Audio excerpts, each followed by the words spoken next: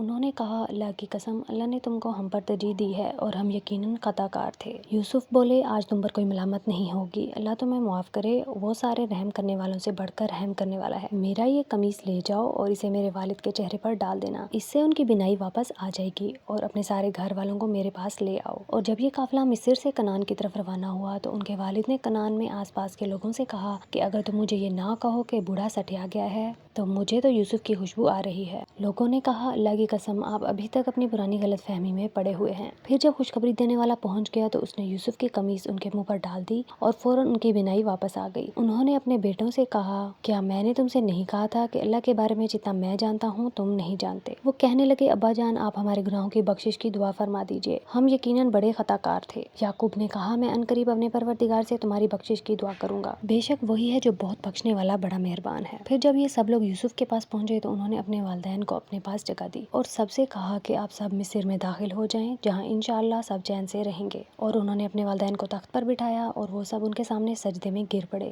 اور یوسف نے کہا ابا جان یہ میرے پرانے خواب کی تعبیر ہے جسے میرے پروردگار نے سچ کر دکھایا، اور اس نے مجھ پر بڑا احسان فرمایا کہ مجھے قید خانے سے نکال دیا اور آپ لوگوں کو دیہات سے یہاں لے آئے، حالانکہ اس سے پہلے شیطان نے میرے اور میرے بھائیوں کے درمیان فساد ڈال دیا تھا۔ حقیقت یہ ہے کہ میرا پروردگار جو کچھ چاہتا ہے اس کے لیے بڑی لطیف تدبیریں عطا کرتا ہے، بے شک وہی ہے جس کا علم بھی کامل ہے، حکمت بھی کامل۔ میرے پروردگار تو نے مجھے حکومت سے بھی حصہ عطا فرمایا اور مجھے تعبیر کے علم سے بھی نوازا۔ آسمانوں اور زمین کے پیدا کرنے والے تو ہی دنیا اور آخرت میں میرا رکھوالا ہے، مجھے اس حالت میں دنیا سے اٹھانا کہ میں تیرا فرما بردار ہوں اور مجھے نیک لوگوں میں شامل کرنا۔ اے پیغمبر یہ تمام واقعہ غیب کی خبروں کا ایک حصہ ہے جو ہم تمہیں وحی کے ذریعے بتا رہے ہیں، اور تم اس وقت ان یوسف کے بھائیوں کے پاس موجود نہیں تھے جب انہوں نے سازش کر کے اپنا فیصلہ پختہ کر لیا تھا کہ یوسف کو کنویں میں ڈالیں گے۔ اس کے باوجود اکثر لوگ ایمان لانے والے نہیں ہیں چاہے تمہارا کیسا ہی دل چاہتا ہو، حالانکہ تم ان سے اس تبلیغ پر کوئی اجرت نہیں مانگتے، یہ تو دنیا جہان کے سب لوگوں کے لیے بس ایک نصیحت کا پیغام ہے، اور آسمانوں اور زمین میں کتنی ہی نشانیاں ہیں جن پر ان کا گزر ہوتا رہتا ہے